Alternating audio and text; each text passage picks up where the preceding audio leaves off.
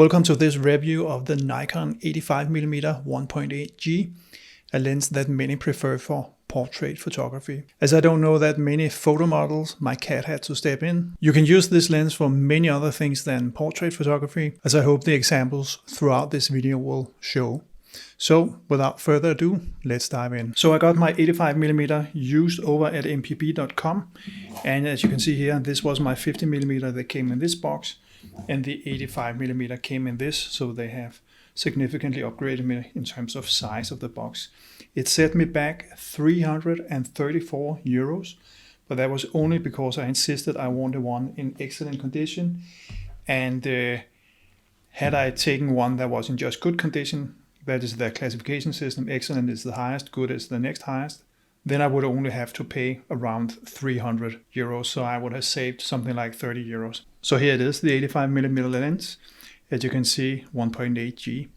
It comes with a lens hood, and even though it's plastic, I find them quite useful. They protect your lens pretty well. I mean, I'm a clumsy guy and I don't baby my gear, so you can see that it protects the lens from getting in contact. If I happen to walk by something and accidentally stumble into it, then it protects the lens. Also, the lens, the front glass itself sits quite deep in the lens, so even though you don't have the lens hood mounted, it is pretty well protected. It has a 67mm filter thread, and there are no moving parts out here, and there's no glass moving in and out. It's all internal focus. So when you leave your filter here on the front, then it sits there. There's no issue with that. As you can see, Nikon has given us no gold ring, meaning that this is not their pro level lens. And I would say the build quality, it's quite plastic. The lens mount is metal as we know it. Otherwise I would say this is not exactly top-notch quality. I mean, it's okay quality, but you can clearly tell that this is plastic, right? Nikon has spent their energy on the internal things in this lens, I'm pretty sure, and not so much the externals. So unfortunately, no gold ring here. The only switch you will find on the body itself is a manual to auto switch. And if you grab the manual focus ring here, then in auto mode, then it will override the automatic focus. The lens comes with a distance indicator and also a depth of field indicator, although it's only 16 f16 they have marked here. I'm happy to say that the manual focus ring works really well, and there's no play. You may have seen my 50mm review, the 1.8G 50mm, and there was a little bit of play in the focus ring. Here it engages immediately, which I think is absolutely wonderful. So a good solid focus ring. I could maybe have wished for a little longer throw. I think it's around a quarter here, but it's okay. There's no aperture ring. You have to control the aperture from your camera body. You can still, of course, operate the aperture here by moving the lever here, but there's no ring sitting for you to manually change the aperture. It comes with 7 blades, which is perhaps a little bit on the low side. Normally you see 8 or 9 blades for a modern lens, but only 7 blades, and they're rounded. The internals of the lens is really back to basics. There's no ED glass, just to mention one thing. There is pretty advanced coating, but none of the ED glass or the more modern stuff that we know. So it really is a classic construction. But it works really well, as I will show you a little bit later. But don't expect to have the latest and greatest in terms of technology into this almost 10-year-old lens. One of the things you will notice is the lens feels relatively light, 350 grams. So I had actually expected that there would be more mass or weight involved here. It's not a problem, but I was surprised, 350 grams. Also, speaking of first impressions, I did not expect to see that the lens was so much larger than the F-mount itself, but it really is, in terms of diameter, a really large lens. Maybe not as large as the 1.4. Of course, it needs even more front glass to take in all that light, but it is a relatively big lens sitting here on my Nikon D750. There's no VR in this lens. You will have to do with VR in your body if you have that. I don't have that in the D750 here, but no, there is no VR and hence no buttons, of course, to switch it on and off. Autofocus is, as you would expect, with the G-series lens built into the lens. As you can hear, autofocus is pretty silent, as you would expect with the G-series lens. It's not the fastest I've tried. I think my fastest is the 70-200, but it's okay. I guess if you're using this for shooting portraits primarily, then this is fine. But know that it's not exactly top of the line in terms of what Nikon can deliver in autofocus, but it's definitely approved. The minimum focus distance is 80 centimeters according to the spec sheet.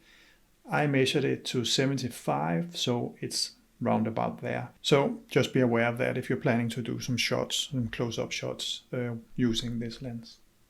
We once had a television set from Samsung and decided to switch to LG for reasons that escapes me today. When the LG arrived, I remember thinking, this cannot be a color TV.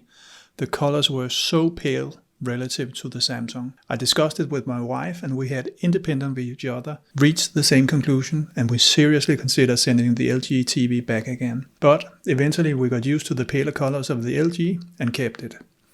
My point is that colors is very much about what you're used to and like, personal preference. Nikon has made lenses since the Earth cooled down and done so in a very consistent manner. So if you happen to like the Nikon color rendition, then this lens will not disappoint you. So to show you what the lens can do with out of focus elements, here I have focused 2 different points, both shot at wide open 1.8. Here I focused on the foreground, here in the background.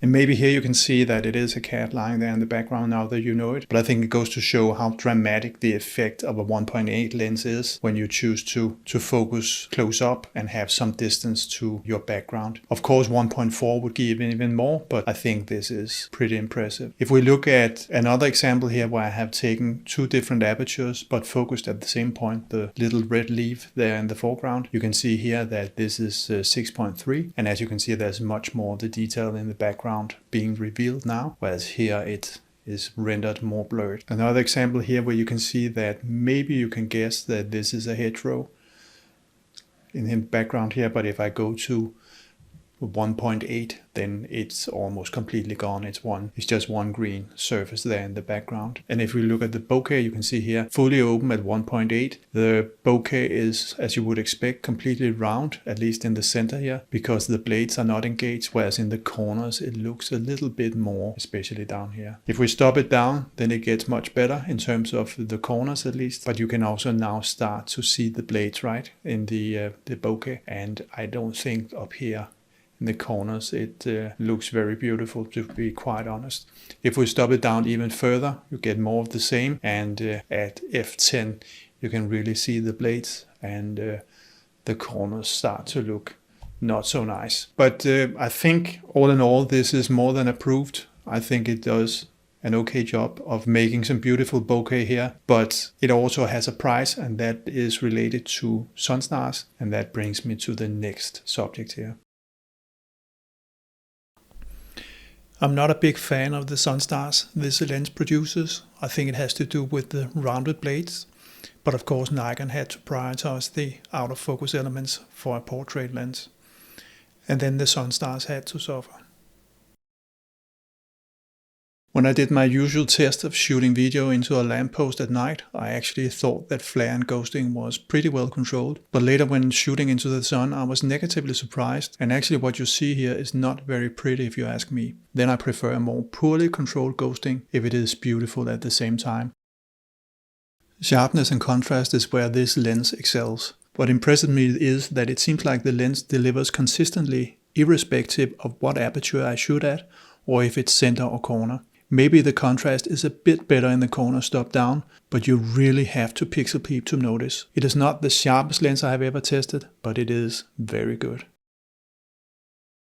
So here I have an image in Lightroom where I'm zoomed in heavily 400%, and if I just take the lens corrections on and off, you can see how much it changes the image, right? There's purple fringing going on here, pretty bad, and it's so bad actually that if you look at the image top left here, it affects the color rendition.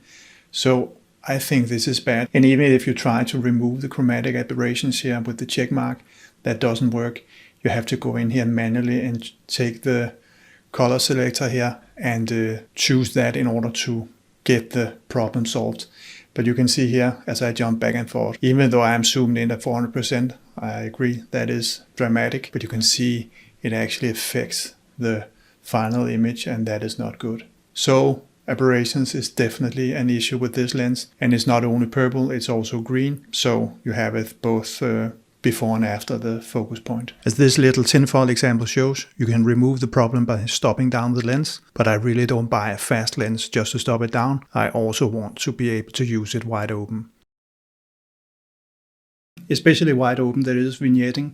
You can see here, as I enable and disable the profile corrections here in Lightroom, you will see, maybe especially in the example here top left, where I think it's the easiest to see, you can see that it gets very dark in the corners when I switch off the profile corrections. And also you will notice there's a slight shift that indicates some distortion, but it ain't much if you ask me. If we stop down to 5.6, you can see that, as you would expect, in terms of the light fall off, it is much less. There is still some distortion to be corrected. But I mean, it is only a click away in Lightroom, and I doubt you will be using this lens for architecture photography. So I think this is very fine and in line with my expectations. So to conclude here, let me just start up with the overall impression of this lens is that price performance wise, you get a lot of lens for your money. 300 to 330 euro used. You get a lens that has really good sharpness and contrast overall, and especially in the corners and even wide open, both sharpness and contrast is really, really good. And on top of that, the lens is surprisingly light at 350 grams. So where the lens is in line with my expectations is the rendering of out of focus areas, the autofocus, which is both silent and acceptably fast, color rendition as we know it from Nikon, and then, as you saw here last, barrel distortion and vignetting. The manual focus ring is also in line with my expectation, which is better than we saw on the 50mm when that was play. This one works as it should. Where I think this lens has issues is when it comes to aberrations, sunstars, and the way it handles flare. And I have shown you all of that. What I have not shown you is that it has some focus breathing, so that in combination with the flare, to me would indicate that if you are a videographer, you probably want to stay clear of this lens. But the bottom line is still, if you can live with the aberration issues and the sunstars, you get a lot of lens for your money here. The final word is to the build quality of the lens. I'm not sure it will stand the test of time. It is not as good as the good old made in Japan, all metal, all glass lenses, the vintage lenses. But it seems okay, the build quality, but I could fear that also because it doesn't have a gold ring, that over time this lens, the autofocus motor could set out or the glass could misalign. I don't know this, so I'm just speculating, but I have a feeling it won't last as long as some of the vintage glass that I have on my shelf. That's it from me. Hope you enjoyed this little review. Thank you for watching. Take care. Bye bye.